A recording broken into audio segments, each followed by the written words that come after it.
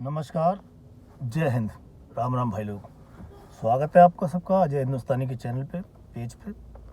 और अगर आप मेरे चैनल पे नए हैं तो इसको लाइक और सब्सक्राइब करें और बेल आइकन दबाना ना भूलें, ताकि बाद में आप मुझसे जुड़े रहें। और अगर फेसबुक पे हैं तो मुझे फ्रेंड रिक्वेस्ट भेजो और मेरे को लाइक और शेयर करो। तो आज बात ये थी कि ये हिंदुस्तान में फूट डालो और राज करो की राजनीति अंग्रेज करते थे। अब अंग्रेज तो चले गए 1947 में, पर जो उनकी नीति थी वो नीति आज भी वही है कि अगड़े को लड़ाओ पिछड़े से और पिछड़े को लड़ाओ दलित से। और इनको लड़ाओ और ये आपको वोट देंगे, क्योंकि हिंदुस्तानी लोग बड़े बड़े भोले होते हैं, पर इतने भोले भी नहीं होते कि चीज़ें समझ में ना आए। सब चीज़ें समझते हैं। तो जैसे अभी सेंथिल कुमार ने जो बोला कि हम हिंदी बोलने वाली स्टेटों को गौमूत्र राज्य बोलते हैं, हालांकि उन्होंने बाद में माफ़ी मांग ली है लोकसभा में, और काफ़ी प्रेशर था उनके ऊपर तो उन्होंने माफ़ी मांगी है। ठीक है, चलो कोई बात नहीं, माफ़ी मांग ली। पर आपने कभी सोचा कि ये सब होता क्यों है? डीएमके का उत्तर भारत में तो कुछ है नहीं। डीएमके का जो भी है वो तमिलनाडु और पुडुचेरी में है, और ना तो उनको पंजाब से मतलब है, ना उनको यूपी से मतलब है, ना राजस्थान से मतलब है, ना तो उनको अपना हिमाचल से या जम्मू कश्मीर से कोई लेना देना है। उनकी अलग राजनीति है। अब उन्होंने ये बयान दिया तो कांग्रेस के लोगों ने उन पर दबाव डाला हुआ, डेफिनेटली डाला होगा, तब जाके उन्होंने, जिस दिन उन्होंने ये बयान दिया था उस दिन तो उन्होंने माफ़ी मांगी नहीं, अड़े रहे वो अपने बयान पे। अगले दिन उन्होंने माफ़ी मांगी है। और डीएमके को तो छोड़ो, कांग्रेस जो राष्ट्रीय पार्टी है और जो हिंदी भाषा वाले प्रदेशों में भी है और जो दक्षिण के में उधर भी है। तो जब राहुल गांधी अमेठी से चुनाव हार के वायनाड से चुनाव लड़े हैं केरल से, तो केरल की वायनाड सीट से वो लोकसभा के सांसद हैं। तो पिछले साल उन्होंने एक बयान दिया था, पिछले साल आई थिंक 2 साल पहले, जो भी है, पर वहीं पर उन्होंने बयान दिया था कि उत्तर भारत के लोगों को उतनी अकल नहीं है जितनी अकल दक्षिण के लोगों में है।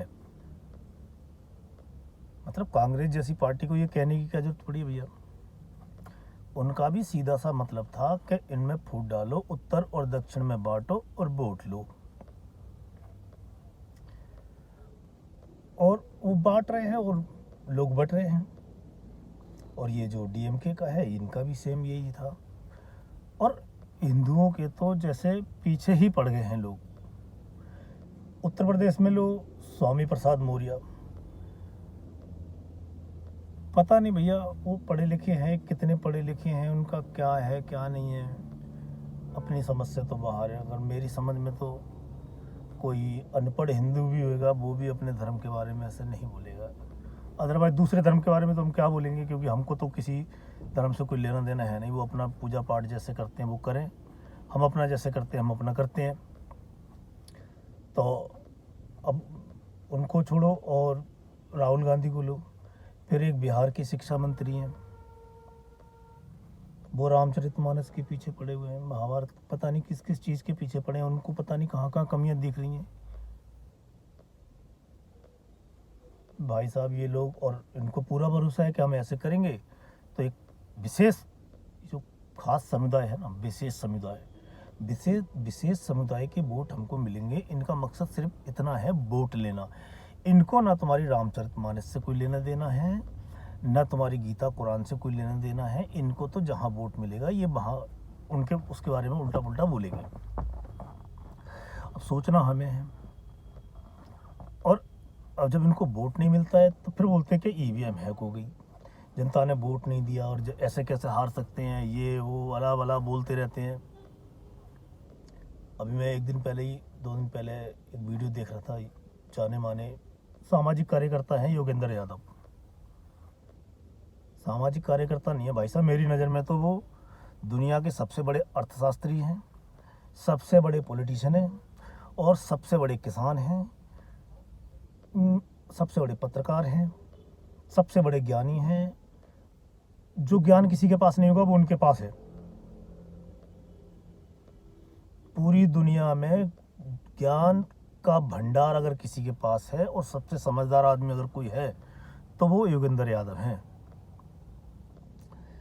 तो भैया उनको सुन रहा था, वो बता रहे थे कि 4 स्टेटों में अगर मिजोरम को छोड़ भी दो तो 4 स्टेट में भाई 11 करोड़ के आसपास की वोटिंग हुई थी, उनमें से 4 करोड़ 80 लाख भाजपा को वोट मिले और 4 करोड़ 91 लाख कांग्रेस को वोट पड़े हैं। तो भैया कांग्रेस को ज़्यादा वोट मिले हैं। तो भैया एक काम करो, ऐसे फिर ऐसे गिरवा लो वोट, जैसे अमेरिका में होता है प्रेसिडेंशियल इलेक्शन के वोट किसको ज़्यादा मिले और किसको कम मिले, उसी पे फैसला हो जाएगा। फिर ये तो इलेक्शन तो स्टेटों का था, तो स्टेट के हिसाब से वोटिंग हुई है। जिस दिन मोदी आम चुनाव होंगे ना भारत में, जिस दिन मोदी अपने लिए वोट मांगने जाएंगे उस दिन स्थिति बिल्कुल इससे अलग होगी। अब जो 2014 में भी मोदी जब जीत गए थे तो यही बुद्धिजीवियों को मैंने सुना था, ये कह रहे थे कि भाई मोदी को 40% वोट मिला है, अब विपक्ष को 30% मिला है, तो जो 40% है वो मोदी के खिलाफ है और विपक्ष में 30% है, तो 70% मोदी के खिलाफ है। भाई चापलूसी की हद होती है यार।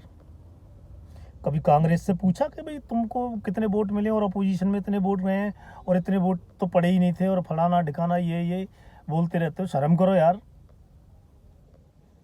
अब हार का कुछ बहाना नहीं मिल रहा तो तुम उल्टे सीधे बहाने ला रहे हो। वैसे तुम हिंदुओं को गाली दोगे, हमारे लिए तुम पता नहीं क्या क्या शब्द का इस्तेमाल करते हो, भगवा आतंकवाद और ये वो। तो भैया तुम उल्टा पुल्टा हमें बोलोगे और वोट तुम्हें पब्लिक नहीं देगी, फिर तुम बोलोगे कि ईवीएम हैक हो गई। तो भाई साहब अपने गिरेबान में झांको, और मैं तुम्हें गारंटी से लिख के दे रहा हूँ 2024 में अगर ये इंडिया गठबंधन है, 2-4 पार्टी और रह गई है ना इधर उधर, 2-4 पार्टी और हैं, उनको भी इकट्ठा करके तुम सबको इंडिया गठबंधन में शामिल कर लो। आप फिर भी सत्ता में अभी नहीं आ रहे हैं, सत्ता में 2024 में भी मोदी जी आ रहे हैं। आप तो 2029 भी छोड़ दो और आगे की तैयारी करो। अभी बीजेपी यहाँ से 15 से 20 साल नहीं जा रही है, क्योंकि आपको सज़ा मिल रही है अपने कुकर्मों की जो आपने करा है। अब कल नेहरू जी का वो कोड पार्लियामेंट में गृह मंत्री ने जो उनका लेटर था उसको कोड किया कि मेरी गलती थी और कश्मीर में ये हो गया, कांग्रेस चिल्लाने लग गई। अरे भैया नेहरू जी ने बोला था, गृह मंत्री नहीं बोल रहे हैं, उन्होंने तो कोड किया उस लेटर को जो फारूक अब्दुल्ला के पिता को लिखा गया था, शेख अब्दुल्ला को। वो लेटर जो नेहरू ने लिखा था उसको कोड किया है। और आप यार सोच रहे हो कि नहीं यार ऐसे नहीं वैसे। तो भैया अपनी तरफ देखो, अपना कहाँ गलतियां हैं कहाँ क्या है। और अपना जो समाजवादी पार्टी है ना, कांग्रेस भी उस अब जहाँ जहाँ से ख़त्म हुई है वहाँ दोबारा कांग्रेस कभी आती नहीं है। ये हिस्ट्री है, इतिहास है ये, कि कांग्रेस एक बार जहाँ से ख़त्म हो गई वहाँ दोबारा आती नहीं है। कुछ स्टेटों में बची है, अगर इन्होंने अपना ये रवैया नहीं बदला तो आने वाले टाइम में ये वहाँ भी नहीं बचेंगे और वहाँ से भी इनको रफा दफा कर देगी पब्लिक। क्योंकि आज पब्लिक 1960 और 1970 वाली नहीं है। आज सबके हाथ में मोबाइल है, सोशल मीडिया है, पूरी दुनिया की खबर रखते हैं, सब कुछ उनको पता है किसने क्या किया था और किसने क्या नहीं किया था, और मौजूदा हुकूमत क्या कर रही है, मौजूदा सरकार क्या कर रही है, और आने वाला भविष्य हमारा कैसा होगा इसको सरकार के जो करके जा रही है आज। तो अपने गिरेबान में झांको। मेरी आपसे सलाह है कि भैया हिंदुओं को गाली देना छोड़ो, अपनी तरफ देखो, अपनी गलतियां सही करो। नमस्कार, धन्यवाद।